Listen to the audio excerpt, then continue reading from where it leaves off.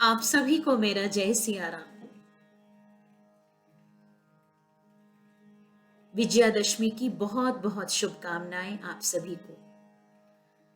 इस महामारी में भी जिससे जितना बन पाया हम माता रानी की आराधना में लगे रहे और बहुत ही अच्छे से हम सब अपने अपने घरों में दुर्गा माता की नवरात्र बहुत ही अच्छे से 9 दिन 9 रूपों के दर्शन और जिससे जितना बन पाया नव दुर्गा की आराधना में हम लगे रहे और माता रानी इस महामारी का भी ऐसे ही संहार करे जो ये कोरोना जड़ से चला जाए बिल्कुल। और ऐसा विश्वास है कि माता रानी कृपा जरूर करेंगी। आप सभी को ढेरों शुभकामनाएं। निगमागम ज्ञान पुराण पढ़े तपसानल में प्रभु पुंज जरे। मन सोपन रोपी कहे तुलसी रघुनाथ बिना दुख कौन हरे।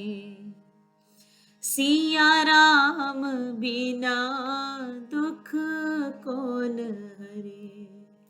राधे श्याम बिना दुख कौन हरे। राम रामेति रमे रामे मनोरमे सहस्त्र नाम तत्तुल्यम राम नाम वरानने।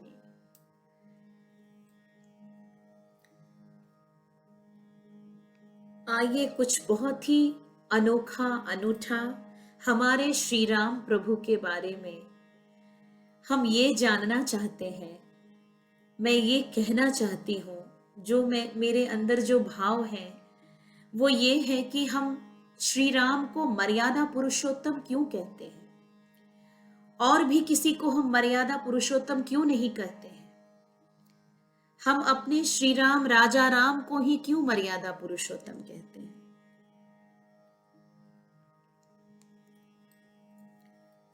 रघुकुल भूषण भगवान श्री रामचंद्र जी के समान मर्यादा रक्षक आज तक दूसरा कोई हुआ ही नहीं। यह कहना कोई अत्युक्ति नहीं है। श्री राम साक्षात पूर्ण ब्रह्म परमात्मा थे। वे धर्म की रक्षा और लोगों के उद्धार के लिए ही अवतीर्ण हुए थे, किंतु उन्होंने सदा सबके सामने अपने को एक सदाचारी आदर्श मनुष्य की सिद्ध करने की चेष्टा की। उनके आदर्श लीला चरित्रों के पढ़ने सुनने और स्मरण करने से हृदय में अत्यंत पवित्र भावों की लहरें उठने लगती है और मन मुग्ध हो जाता है। ऐसा लगता है कि सिर्फ उनको ही देखते रहें और उनको ही निहारते रहें। मन मुग्ध हो जाता है। सही में उनका प्रत्येक कर्म अनुकरण करने योग्य है। श्री राम सद्गुणों के समुद्र थे। सत्य, सौहार्द, दया, क्षमा, मृदुता, धीरता, वीरता, गंभीरता, अस्त्र शस्त्रों का ज्ञान, पराक्रम, निर्भयता, विनय, शांति, तितिक्षा, उपरति, संयम, निःस्पृहता, नीति यज्ञता, नितिज्ञता, तेज, प्रेम, त्याग, मर्यादा, संरक्षण, ब्राह्मण भक्ति, मातृभक्ति, पितृभक्ति, गुरु भक्ति, भातृ प्रेम, मैत्री, शरणागत, वत्सलता, सरलता, व्यवहार, कुशलता, प्रतिज्ञा पालन, साधु रक्षण, दुष्ट दलन, लोकप्रियता, अपिशून्यता, बहुयज्ञता, धर्मज्ञता, धर्म परायणता, पवित्रता आदि आदि सभी गुणों का मर्यादा पुरुषोत्तम श्री राम में पूर्ण विकास हुआ था। संसार में इतने महान गुण एक व्यक्ति में कहीं नहीं पाए जाते। वाल्मीकि रामायण के बाल और अयोध्या कांडों के आदि में भगवान राम के गुणों का बड़ा ही सुंदर वर्णन है। उसे तो अवश्य हमें पढ़ना चाहिए। माता पिता, बंधु मित्र, स्त्री पुरुष, सेवक प्रजा आदि के साथ उनका जैसा असाधारण आदर्श वर्ताव था, उसे स्मरण करते ही मन आनंद मग्न हो जाता है। श्री राम जैसी लोकप्रियता कहीं देखने में नहीं आती। उनकी लीला के समय ऐसा कोई भी प्राणी नहीं था जो श्री राम के प्रेम पूर्ण मधुर वर्ताव से मुग्ध न हो गया हो। कैकेयी माता का राम के साथ अप्रिय एवं कठोर वर्ताव भगवान की इच्छा और देवताओं की प्रेरणा से लोक हितार्थ ही हुआ था। इससे यह सिद्ध नहीं होता कि कैकेयी को श्री राम प्रिय नहीं थे, क्योंकि जिस समय मंथरा ने रानी कैकेयी को राम के विरुद्ध उकसाने की चेष्टा की है, उस समय स्वयं कैकेयी ने ही उसे यह उत्तर दिया है। कुब्जे राम धर्म के ज्ञाता, गुणवान, जीतेंद्रिय, कृतज्ञ, सत्यवादी और पवित्र होने के साथ ही महाराज के बड़े पुत्र हैं, अतः युवराज होने का अधिकार उन्हीं को है। वे दीर्घजीवी होकर अपने भाइयों और नौकरों का पिताजी की भांति पालन करेंगे। भला उनके अभिषेक की बात सुनकर तू इतना जल क्यों रही है? ऐसा कैकेयी ने मंथरा को कहा। मेरे लिए जैसे भरत आदर के पात्र हैं, वैसे ही बल्कि उससे भी बढ़कर राम हैं। वे कौशल्या से भी बढ़कर मेरी बहुत सेवा किया करते हैं। यदि राम को राज मिल रहा है तो उसे भरत को ही मिला समझ। ऐसा कैकेयी ने किसको समझाया? मंथरा को समझाया, क्योंकि रामचंद्र अपने भाइयों को अपने ही समान समझते हैं। कैसा सुंदर वात्सल्य प्रेम है! श्री राम पर कैकेयी का कितना प्रेम, विश्वास और भरोसा था। इससे यह स्पष्ट समझ में आ जाता है कि कैकेयी का कठोर वर्ताव उसके स्वभाव से नहीं हुआ, भगवत इच्छा से ही हुआ था। ये है राजा राम, और इसलिए हम इन्हें मर्यादा पुरुषोत्तम कहते हैं, क्योंकि ऐसा करना बहुत ही कठिन है आजकल। तभी तो हम किसी को राम नहीं कहते हैं। राम जैसा दूसरा कोई है ही नहीं, हो ही नहीं सकता। और राम को भजना बहुत कठिन है, बहुत कठिन है।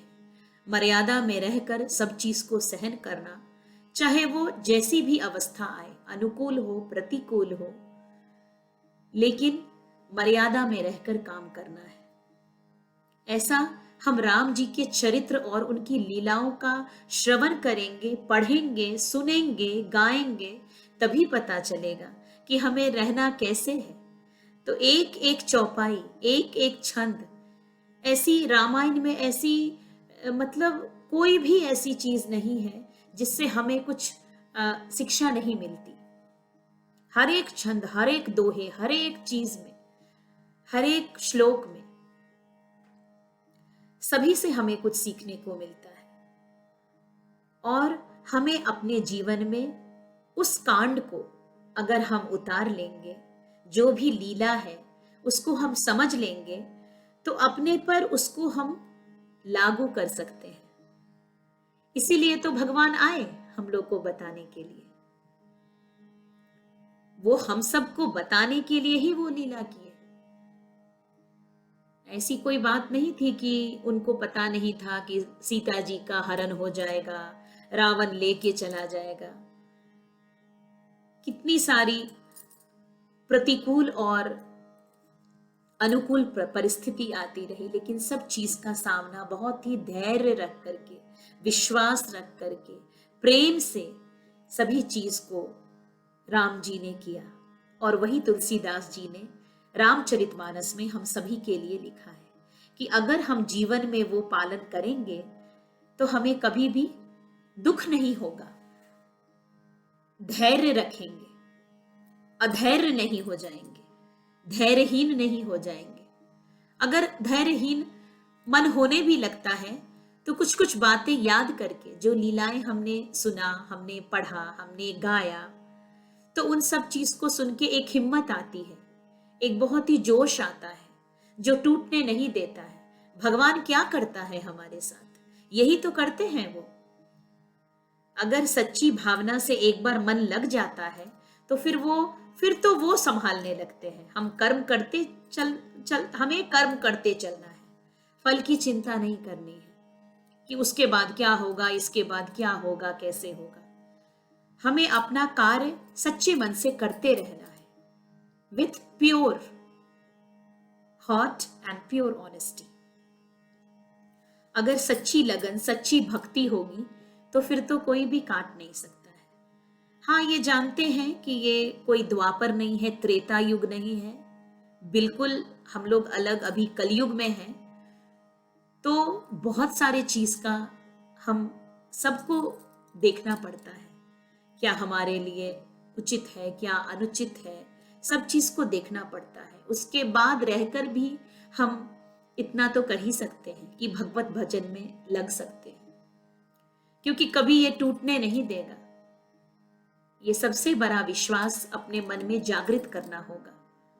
एक बार जहां मन लग गया फिर तो उसका बागडोर वो संभाल लेते, फिर हमें चिंता करने की जरूरत ही नहीं है। एक बार प्रेम हो गया तो फिर तो कोई बात ही नहीं है। प्रेम होना ही बहुत दुर्लभ है आजकल, तो प्रेम होना ही बहुत दुर्लभ है, अति दुर्लभ। तो मर्यादा पुरुषोत्तम हम सभी को नहीं कह सकते हैं, तभी तो राजा राम को, श्री राम को हम मर्यादित बोलते हैं। हर चीज में उन्होंने मर्यादा को रखा। उसी तरह से हम सभी को, हम सब काम करेंगे लेकिन मर्यादा में रहकर काम करेंगे। और पूरे रामायण में प्रेम से बढ़ के तो कोई चीज ही नहीं है। उन्होंने अपने भाइयों से कैसे प्रेम किया, उन्होंने अपने पिता से कैसे किया, उन्होंने सखा से कैसे किया, उन्होंने माता से कैसा प्यार किया। बिना प्रेम का तो रामायण में अगर प्रेम को हटा दो तो फिर तो कुछ है ही नहीं रामायण में। प्रेम ही प्रेम है। तो प्रेम को एक बहुत ही ऐसा ऐसा अनमोल शब्द है ये कि इसके बिना पूरे संसार में कुछ भी नहीं है। आप इंसान से प्रेम करो या ईश्वर से करो, प्रेम तो प्रेम है। बस वो सच्चा होना चाहिए, झूठा नहीं होना चाहिए, धोखा नहीं होना चाहिए प्रेम में। शबरी को कौन सा बहुत चीज आता था। शबरी माता जो है, जिनको नवधा भक्ति मिली, उनको न वो बहुत रूपवान थी, बहुत गुणवान थी, बस वो प्रेम में पागल थी कि एक दिन तो हमारे राजा राम आएंगे। और डेली वो फूल उनके राह में बिछाती थी शबरी माता कि राम जी आएंगे और एक ना एक दिन तो वो जरूर आएंगे, क्योंकि उनसे ही उनको मुक्ति मिलने वाली थी। तो वो अपने सारे जीवन को लगा दिया शबरी माता ने, पूरे जीवन काल अपना पूरा जीवन दे दिया राम जी के इंतजार में। और एक दिन भगवान आए और दर्शन दिए, नवधा भक्ति भी दिए। सभी को नवधा भक्ति क्यों नहीं मिल गया? हर कोई को हम राजा राम क्यों नहीं कह देते हैं? नहीं कह सकते हैं, बहुत कठिन है। सिर्फ रूप बना लेने से, राम का रूप बना लेने से कोई राम नहीं हो जाता है। राम तो राम ही है, इंसान भगवान नहीं हो सकता है, बिल्कुल भी नहीं। राजा राम राम है, शबरी शबरी है, हनुमान हनुमान है, शिव तो शिव है, माता तो माता है। कोई जगह, सबका एक अलग अलग स्थान है, कोई ले ही नहीं सकता है उनका जगह। तो हम सभी भगवत भजन में लगे और एक अलग से अंदर से हम सभी के हृदय में भगवान है। भगवान को एक कोने में नहीं रखने का, भगवान को प्रत्यक्ष डेली दर्शन करने का। ऐसा रखो कि उठते जागते सोते खाते अंदर बाहर हमेशा हम उनका दर्शन करते रहे। सिर्फ रूप बना लेने से कोई राम नहीं हो जाता। राम जैसा चरित्र करना बहुत ही कठिन है, बहुत ही तपस्या है। और प्रेम से बड़ी तो कोई बात ही नहीं है रामायण में। अगर हम प्रेम करने लगे, एक एक चौपाई भी हम डेली पढ़ें, रोज दिन उसका अभ्यास करें, गायन करें, जिसको जैसे होता है करें, तो कुछ ना कुछ नई नई चीजें मिलती है रामायण से। रामायण क्या, दूसरे भी किसी जिसके भी ग्रंथ में, जिसके भी धर्म में जो भी ग्रंथ है, किसी में कुछ भी गलत नहीं लिखा है, लेकिन ये रामायण जो है ये बहुत ही अनमोल है। ये ऐसा नहीं है कि सिर्फ हिंदू पे ही लागू होता है, मुस्लिम पे नहीं होता है। हिंदू, मुस्लिम, सिख, ईसाई सभी लोग पालन कर सकते हैं, क्योंकि ये तो जीवन के लिए है कि हम जीवन जिए कैसे। अगर कोई ऐसी परिस्थिति आ जाती है तो उसमें हम अनुकूल मतलब कैसे रहें, हम उसमें पॉजिटिव थॉट कैसे, अपने आप को हम सिर्फ थिंकिंग, हम जो थॉट है हमारा अंदर का जो मन है उसको प्योर कैसे रहें, और हम पॉजिटिव थिंकिंग क्यों नहीं करें। अभी कैसे हम महामारी से लड़ रहे हैं, इसमें अगर हम रामायण या जिसके भी जो भी ग्रंथ हैं वो नहीं पढ़ेंगे तो वो शक्ति कहां से आएगी। वही शक्ति देता है हमें, क्योंकि नई नई चीज उससे हमें मिलती है, नई नई चीज मिलती है, और उस नई चीज से किसी एक चीज का भी अगर दिन भर में हम पालन करें तो जीवन तो सुंदर हो जाएगा। जैसे रामायण में सुंदर कांड है, वो पढ़ते रहिए, अभ्यास करते रहिए, एक ना एक दिन ऐसा आएगा कि वो याद हो जाएगा, वो साड़ी चौपाई, और जीवन सुंदर हो जाएगा। फिर आप उससे मतलब धैर्यहीन नहीं होइएगा, धैर्यवान रहिएगा, विश्वास होगा, एक प्यार होगा कि चलो कोई तो है, एक अंदर से अनुभूति होगी। वो होना और प्रेम करना बहुत ही कठिन है, बहुत ही कठिन है। ऐसी ऐसी चौपाई आप सभी के सामने मैं लाऊंगी और उसका अर्थ भी बताऊंगी। कम से कम कभी ना कभी किसी भी परिस्थिति में, आप चाहे गाड़ी में जा रहे हो, आप घर में बैठे हो, आप अपने भंडार घर में भोग बना रहे हो, प्रसाद बना रहे हो, जो भी आप कर रहे हैं, अपना भंडार बना रहे हैं, किसी भी काम में, तो आप इसको ऑन करके आप सुन तो सकते हो। जब किसी को पढ़ने की टाइम नहीं है, अध्ययन करने का किसी को टाइम नहीं है, भाई बहुत बिजी शेड्यूल है सबका, उसमें हम थोड़ी सी तो बात सुन ही सकते हैं ना, और सुन करके उसको अमल भी, अनुसरण भी कर सकते हैं। अनुसरण करना भी एक बहुत बड़ा है बात है। हम कुछ पढ़ रहे हैं, कुछ लिख रहे हैं, तो सिर्फ लिखने और पढ़ने और गाने से नहीं होता है, उसको अमल करना पड़ता है। एक ही बात उठा ले, एक ही पॉइंट को उठा ले कि ना, नहीं मुझे ऐसा नहीं करना है, जो इसमें बात लिखी है मैं, मुझे उसी के अनुरूप चलना है। अभी हम 10 दिन कैसे रहते हैं माता की पूजा में, पूरे नवरात्र हम कैसे रहते हैं, किसी एक चीज का त्याग करते हैं मां के लिए, एक चीज का त्याग करते हैं कि ये 10 दिन हम ऐसा संकल्प लेते हैं कि हम ये नहीं खाएंगे। कोई फल खा के रहता है, कोई फलहार करके रहता है, वही फल खा के रहना, कोई अनाज खाते हैं, कोई एक दिन पूरे दिन में एक समय कोई खाते हैं। सबकी अलग अलग अपनी अपनी, जैसे जिसको सामर्थ्य है वैसा करते हैं। तो हम माता को हम किस लिए रहते हैं, खुश करने में लगे रहते हैं। अब एक तो अपनी सेटिस्फैक्शन, अपनी शक्ति मिलती है कि मैंने इतने दिन बहुत ही नेम निष्ठा और जो हमारे जो संकल्प मैंने लिए हैं उसको पूरा करना है। 10 दिन तक माता में लीन रहते हैं, ये भोग बनाना, ऐसे करना, वैसे करना, ऐसे सजाना, ऐसे जागरण करना, ऐसे पाठ करना, जिससे जितना हो पाता है करते हैं। लेकिन फिर 10 दिन के बाद तो नहीं करते हैं ना, ये 10 दिन ही करते हैं। क्यों? क्योंकि ऐसा नवरात्र में है, नवरात्र ही ऐसा है, दुर्गा पूजा ही ऐसा है जो हम 10 दिन पूरा लगे रहते हैं तल्लीन होकर के।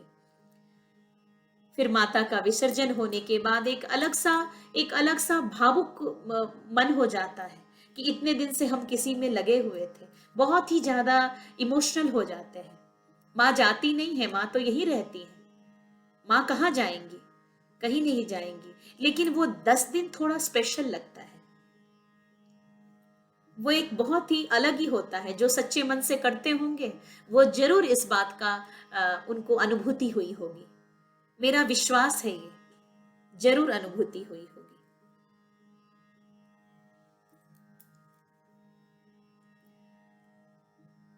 आइए बस एक प्रेम भरा भजन जिसमें प्रेम ही प्रेम है। जब हम प्रेम किए ही नहीं तो हम प्रेम को समझेंगे कैसे। तो मैं एक भजन आप सभी के सामने रखती हूं।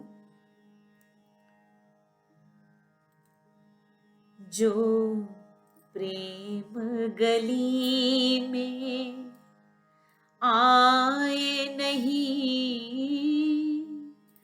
प्रियतम का ठिकाना क्या जाने। जो प्रेम गली में आए नहीं, प्रियतम का ठिकाना क्या जाने। जिसने कभी प्रेम किया ही नहीं, वो प्रेम निभाना क्या जाने। जो प्रेम गली में, जो वेद पढ़े और भेद करे, मन में नहीं निर्मलता कोई कितना चाहे। ज्ञान कहे कोई कितना चाहे, ज्ञान कहे भगवान को पाना क्या जाने। जो प्रेम गली में आए नहीं, प्रियतम का ठिकाना क्या जाने। जो प्रेम गली में, ये दुनिया गोरख धंधा है,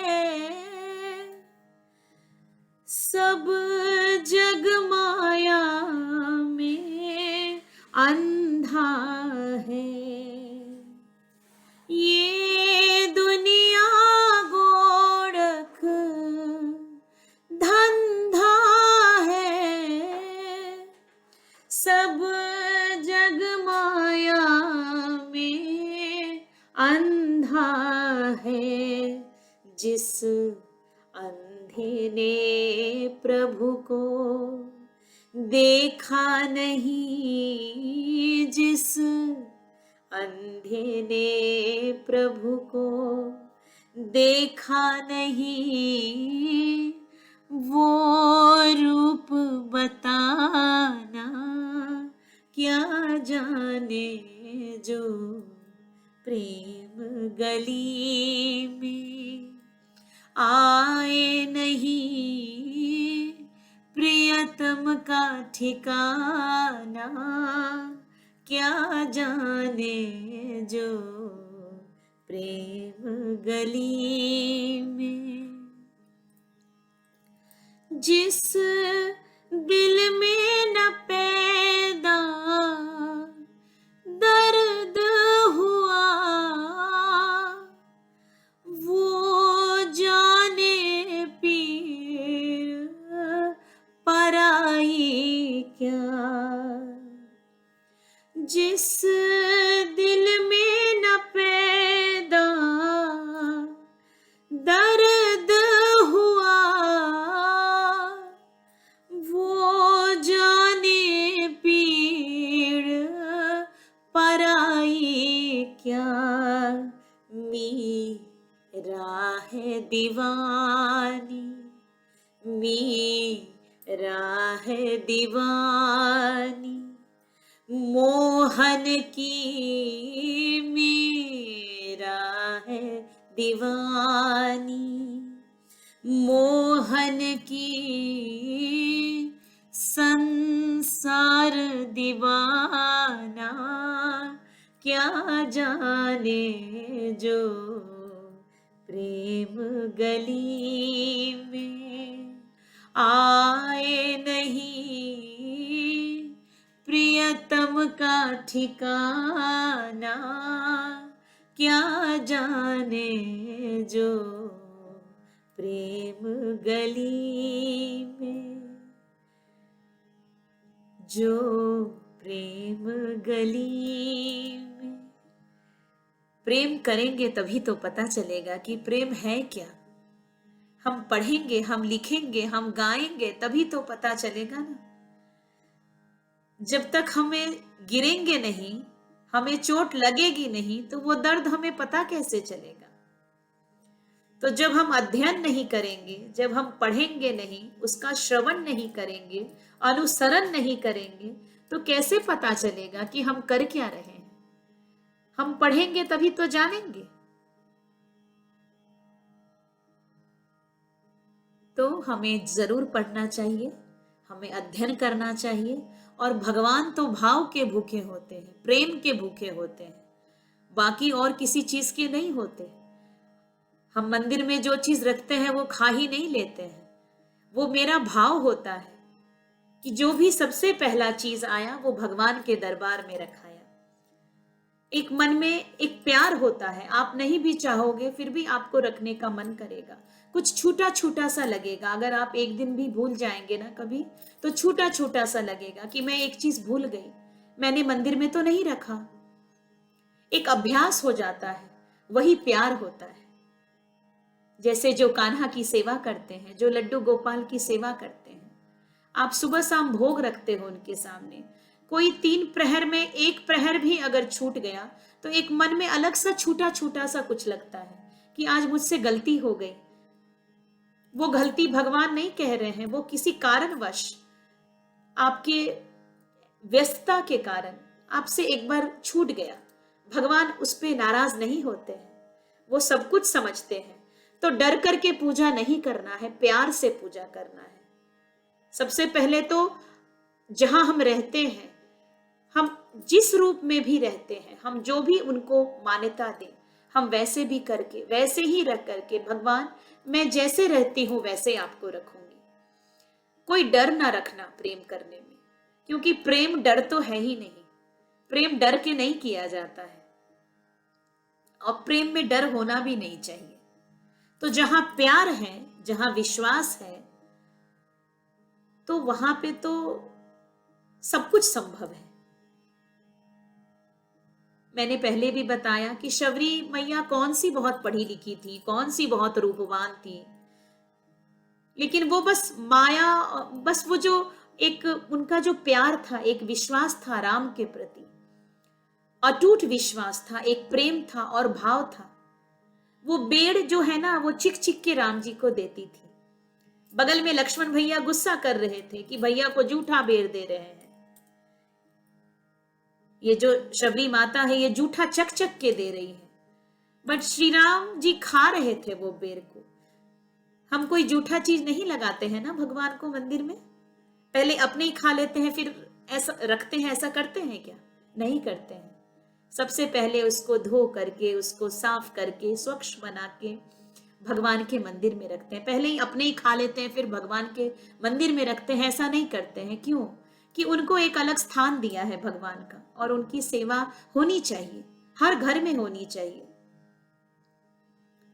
घर को होटल नहीं बनाना है, मंदिर बनाना है।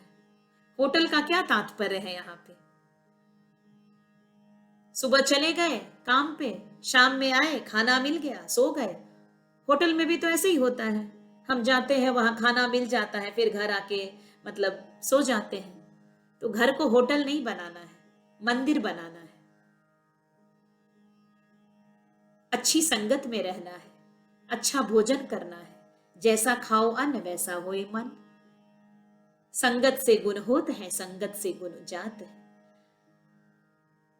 तो प्रयास हमें यही करना है कि कैसे हम अच्छे संगति में रहें, अच्छे विचारों को सुने और उसका अनुसरण करें, उसका पालन करें, उसका अध्ययन करें और गायन तो जरूर करें।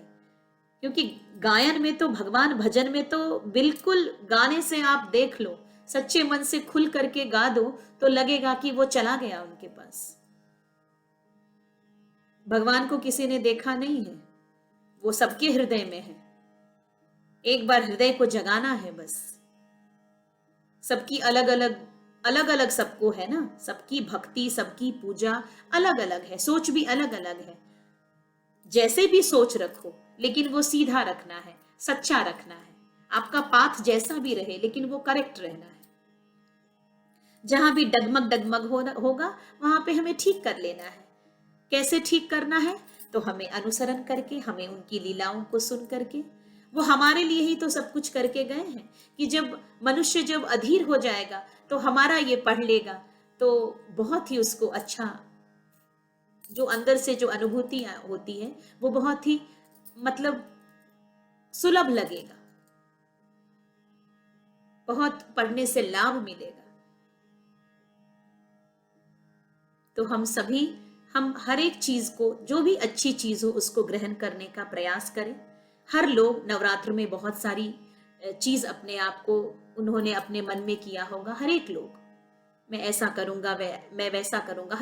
हर एक लोग अपने अपने घर में माता रानी को खुश करने में लगे रहते हैं और उनको कहते हैं कि मैं ऐसे करूंगा वैसे करूंगा, लेकिन नहीं हो पाता है।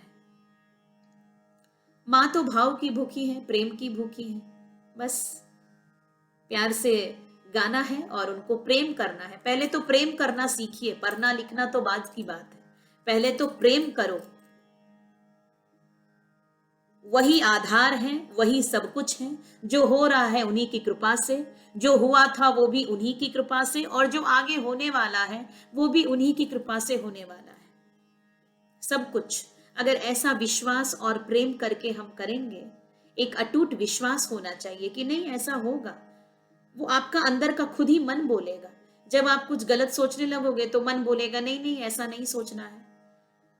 और जब कुछ अच्छा सोचने का होता है तो सारी परिस्थिति आपके अनुकूल हो जाएगी, विवश हो जाएंगे आपको सोचने पे, क्योंकि वो करवाना है ना भगवान को, वो उनको करवाना है अपने भक्तों से, वो करवा लेते हैं। और जिनकी दिशा गलत दिशा में ही जिनकी बुद्धि जाते रहती है, वो क्रोध करते रहते हैं, जलन करते रहते हैं, ईर्ष्या करते रहते हैं अपने ही परिवार में, तो उनकी तो उसी तरफ जाएगी ना, क्योंकि वो कोशिश ही नहीं कर रहे हैं अपने रास्ता का सही चुनाव करने का। कहाँ हमें जाना है, क्या करना है, वो उसको नहीं देख रहे हैं।